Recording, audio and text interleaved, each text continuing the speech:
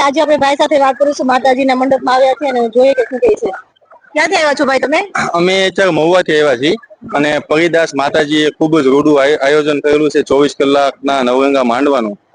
અત્યારે ક્યાંક ને ક્યાંક જોઈએ તો પરિસ્થિતિની અંદર અત્યારે કોઈ પણ માણસો ઘણા બધા દુઃખી હોતા હોય છે, તો બાપુના આશ્રમે આવે છે.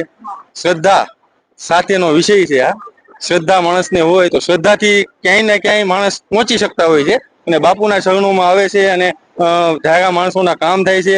જે દુઃખી માણસ છે એ સુખના સૂરજ સાથે ફરી વખત આગળ વધે છે. તમે તમારા અનુભવથી શું કહેવા માંગો છો? ઘણા બધા અત્યારે વિજ્ઞાનની એક વાત કરવામાં આવે તો માણસની દરેક પોઝિટિવ અને નેગેટિવ ઓરા હોય છે. હું જયારે અહીં આશ્રમની અંદર આવ્યો અને બાપુના જે મંદિરમાં જયારે દર્શન કરવા ગયો ત્યારે ખાસ એક પોઝિટિવ ઉર્જાનો સંચાર થયો. જે નેગેટિવ ઉર્જા હોય છે એ ઓટોમેટિક દૂર જતી હોય છે અને પોઝિટિવ ઉર્જા સાથે હંમેશા માણસ આગળ વધતો હોય છે. એટલે મને ખૂબ જ ગમ્યું અને ખૂબ જ સારી એક અનુભૂતિ થઈ. Thank you. Thank you.